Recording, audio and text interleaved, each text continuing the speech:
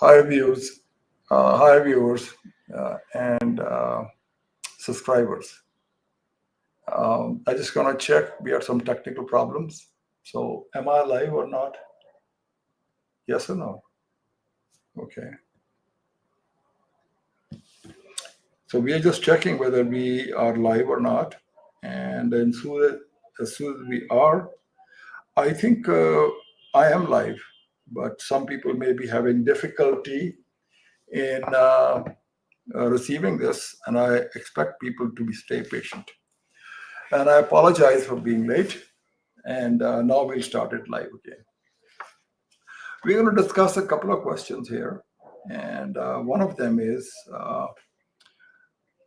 Afghanistan and Pakistan went for a serious clash. And it was triggered by a series of guerrilla attacks on Pakistan. And even up to a battalion commander were killed and significant casualties. Pakistan then decided to take out the person responsible for that, which was Wali Muhammad, head of TTP. Apparently, the gentleman was sitting in Kabul having a very nice residential palace and enjoying himself. And they hit that pretty good. Now, a lot of things, whether he lived, died, wounded, is not known. But the Pakistanis said they got him good. However, India says with this audio that he's alive and God knows what. He's playing table tennis or something like that. So we don't know. So that is still going on at this stage. Anyway. Now, the other area we're going to discuss is also what is going on regarding the clashes. When Pakistan responded, Afghanistan hit Pakistani posts all along the border from the north all the way down to Balochistan. And that resulted in significant casualties, and Pakistanis responded. They not only attacked their bases, and they moved forward and occupied 14 posts. Pakistan lost 23 soldiers, and the Afghans, they're saying they didn't lose much, but the Pakistanis estimate is over 200 were killed. Now, this is what currently the status is. Now, after that, I think there was some, not by America and not by China. The Arab countries and Turkey said, hey, wait, guys, let's talk this one out. The Indians said, कि हम Pakistan को map से उड़ा देंगे. So they were telling Afghanis to go for it, and feeding them money. Anyway, so then they decided to meet at Doha. In between at Doha, Gul Bahadur Saab, there's another smaller than TDP group, they decided to come over and attack Pakistan. Well, they did try and they got killed. And the Pakistanis attacked their base camp in Paktia and killed about 60 to 70. Now, at that stage, Afghanistan certainly said 3 cricketers were killed. My question is, what were they doing playing cricket with a bunch of terrorists? I mean, if you're playing there and cricketing, all that stuff, so, I mean, you should know where you're old enough to know where you should go. And Pakistan said that no, it's not really a true, it's a false narrative. And ICC became irresponsible by saying that this happened. Now the Doha articles came out, Doha talks, some of the things came out for that. And what they basically are saying, not much is said in the press, but you can go around and get some words out what's going. Pakistan has single point purpose in this. Dismantle terror sanctuaries, single point dominates Doha talks. No more cross-border attacks. Eliminate all those groups which are operating there and demilitarize them, disarm them, and take them someplace else. In this, the Pakistani delegation is led by Khwaja Asif, as well as our DG-ISI National Security Advisor, General Asim Malik. And on the Afghan side, the acting defense minister, Mullah Yaqub, and he is backed up by Taliban intelligence chief Malawi Abdul Haq, senior representative. Pakistan has a single agenda: dismantling of the terrorist network and those affiliated with Gul Bahadur faction and the Taliban. Pakistan has made it clear they have to eliminate this organization, otherwise there is no deal with Afghanistan. And the next one, I think they then agreed on a ceasefire, and both sides said they respect each other's sovereignty and territorial integrity. So what that means is no Dahshatgards coming from Afghanistan side, and Pakistan will not strike across the border. If they break the ceasefire, Pakistan will hit them. The next one is the peace talks in October 25th in Istanbul, where they will be talking about how to verify what the accord says. And the Taliban have signed up to. So it's not only we're going to believe that they're going to do that, but now we're going to look at ways and means of verifying whether that is true or not. In all this, one thing came out very clearly. What is the Pakistan doctrine as far as Field Marshal is concerned in our operations against India, in operations, and also probably it applies to Afghanistan also. So no longer is there going to be latitude given to the Afghanis. Before I go any further and discuss on it, let me give you some facts. Afghanistan has a population of 42 million, out of which 40% are Pashtuns. What does that mean? Out of the population of 42, 16 million are Pashtuns. And 50% of those, proportionally, per UN, are female. So we've got 8 million Afghan Taliban really strutting up and down the border that they're going to conquer Pakistan across the line, or they do something else, God knows what. In KPK, the population is 40 million and 90% are Pashto speaking. So you're talking a population in Pakistan, Pashto speaking, is twice as much as in Afghanistan. So I think one thing I would say कि हर कोई अपनी औकात में रहे, बहुत अच्छा रहेगा. And these 8 million Afghanis or 16 million Pashto speaking Afghanis, they're going to take on 220 million Pakistanis. I think the relative, put it in perspective, makes it very easy. They don't have any factories. I mean, they've got some places they're running around like Darra style and they make this one pistol and they're toss.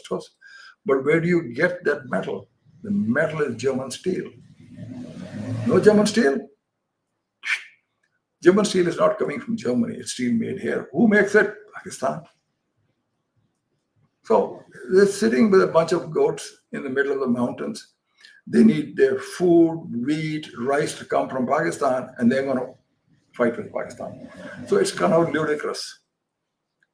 In the long term, I think they're going to get clobbered. And they also forgot who helped them win the two wars with Russia and the other one. It wasn't their attire, baggy pants, or the other stuff, or they had cute beards. No. It takes intelligence and war fighting. I know for sure the guy who shook hands with Nawaz Sharif when they conquered Kabul way back then was somebody other than a member of the Afghan Taliban. I'm not going to go beyond that. Okay. Now let's get to what the army chief said. He said to New Delhi that whatever you are saying and beyond, he just totally ignored it. He says that's hogwash. And he said, rhetoric, choro. Forget this rhetoric. He said, we will respond decisively, not proportionally, beyond proportion to even a minor provocation. Now, please understand, the whole world believes in proportionality. Now, here, what he's saying is, he will not respond with proportional. India agar karta hai airstrikes, तो proportionally आप एक आधे strike आप भी कर देते हैं, ठीक है। अब वो ये कह रहा है कि हमारा आर्मी चीफ ये कह रहा है कि मैं प्रोपोर्शन नहीं करूंगा, वे आउट ऑफ प्रोपोर्शन करूंगा। Now that means that is very significant,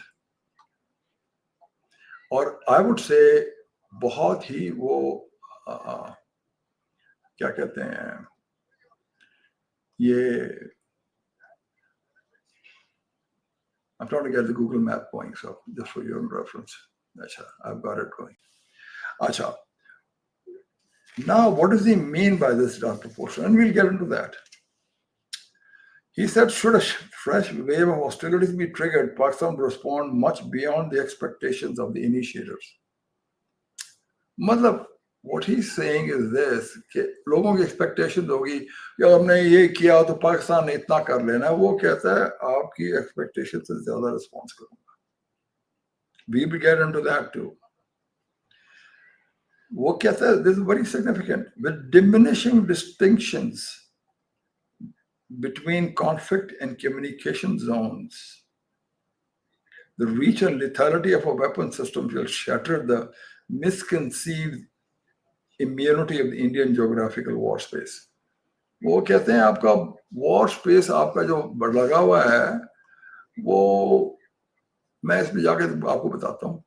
India पे आप जाएं, इंडिया साउथ में यहाँ करके उनका नेवल बेस है विशाखापट्टनम, यहाँ करके उनका ईस्ट बंगाल और कलकत्ता है, ठीक, कोलकाता इसको कहते हैं, ठीक है. ये दिल्ली है. इन्होंने last time they hit deep in Pakistan, and Pakistan was we responded, but before we could go full all out, I think the war was stopped. Now, what the thing we are saying here is Pakistan will basically hit India all over the map. Okay, they're gonna. What he's saying is this: okay, they will hit India all over, from all the way from Visakhapatnam, Calcutta, Jaipur, Mumbai, Delhi, and it'll take a few hundred missiles, but he will use them. And also Andaman, where India at times hides their high-tech aircraft, they're going to hit them too. And that is something which even I think Chinese like to defang their navy. So this attack will definitely startle the Indians, and they will have to think again what they do. And that's what the whole thing is right now.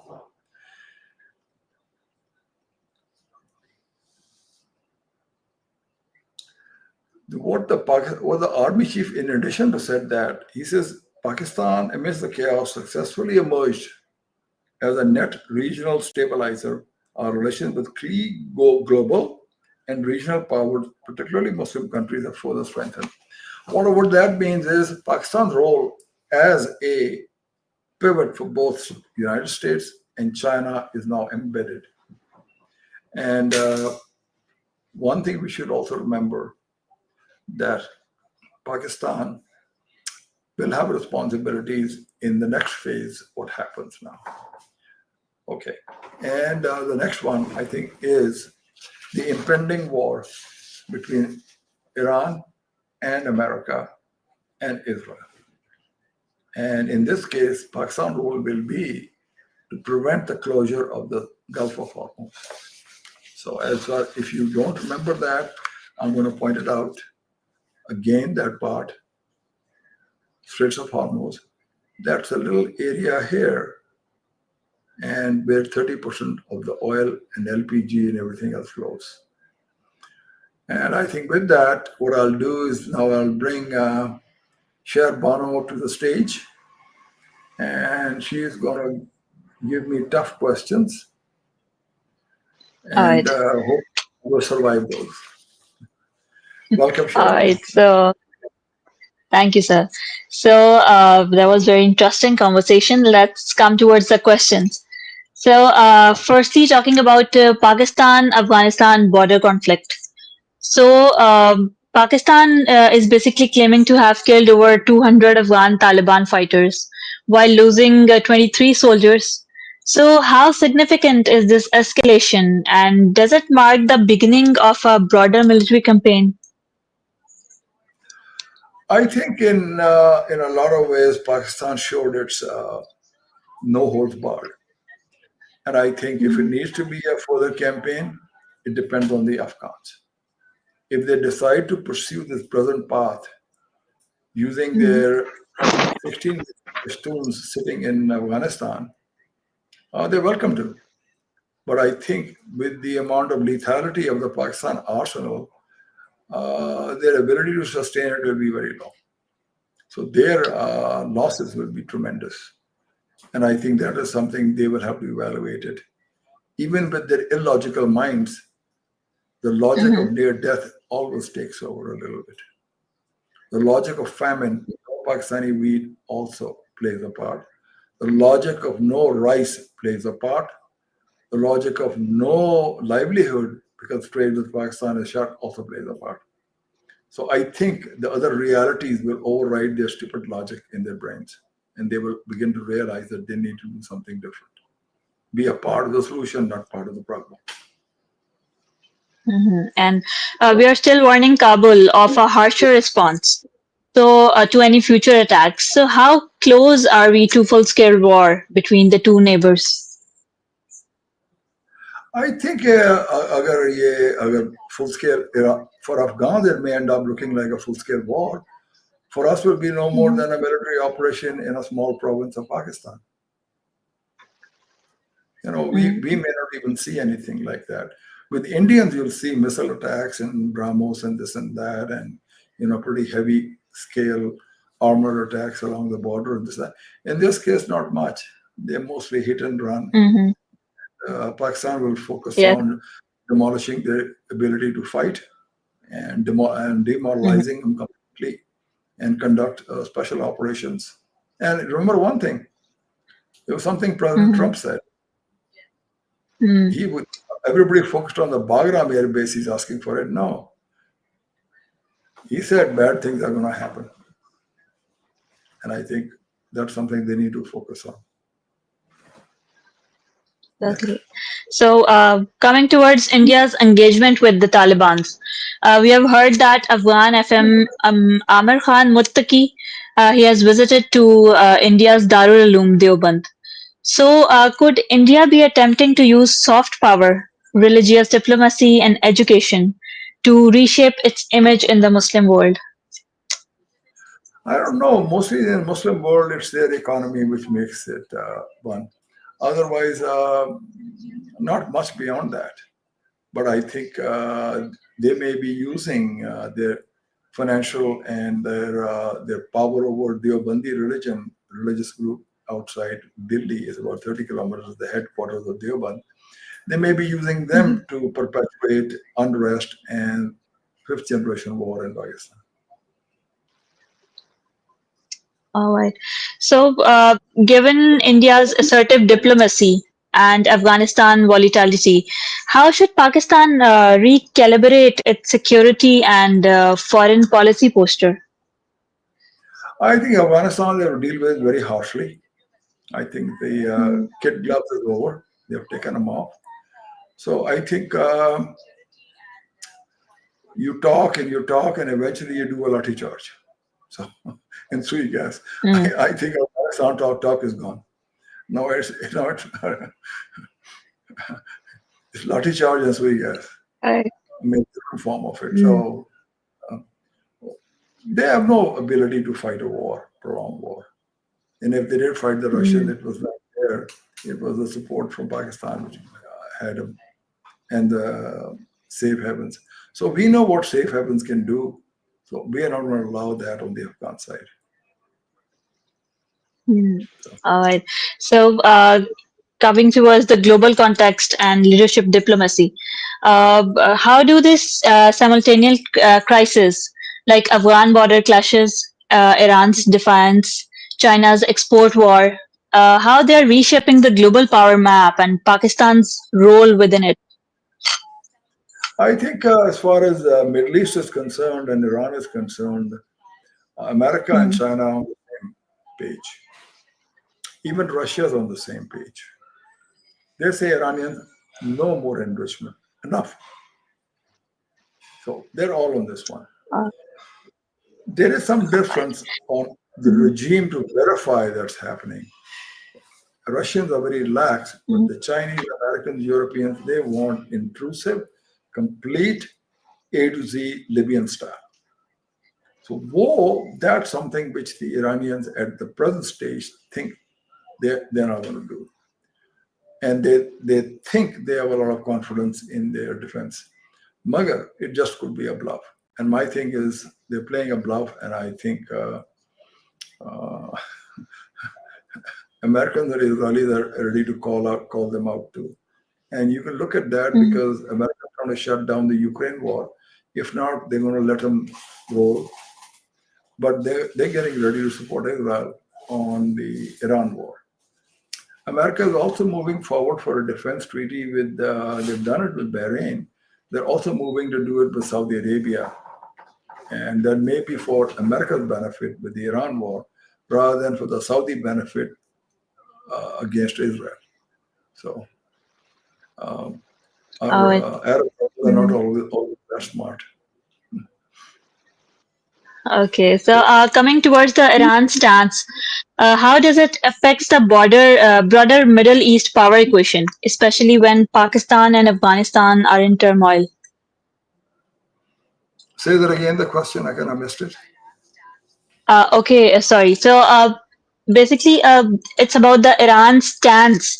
How does it affect the broader Middle East power equation, especially when Oh, Pakistan and Afghanistan are in turmoil? basically, there's only one thing, which is I don't think the turmoil in Pakistan is any. There is turmoil in Afghanistan, definitely, it's there. Mhm, Okay. Now, Iran is basically after Sharm el Sheikh, they didn't attend that thing with on Gaza. They're isolated. You mhm, know, everybody was so glad that the Gaza people are not being killed, and then they are not starving, and there's no starvation deaths there, and they have a chance to live and breathe. Iranians didn't like that, mhm, and everybody's going, "What's wrong?" You know. So I mean, mhm. the amount of misery the Gaza they've seen. I mean, give them a break. Let them have some food. Let them All have a right. break, and get on with life. So, and these guys don't seem to see that. They still see them as a proxy, and that isolates them further from Mhm. the rest of the world. All right. So, thanks for addressing my questions with such clarity and insight. So, and I'm sure our listeners found it as interesting as I did. So, all yours. Thank you, Sharbano. And I deeply apologize to the viewers because we had some technical Mhm. difficulties. Thank you, and won't happen Exactly. again. Learned a lesson. Thank you. And Khuda Hafiz.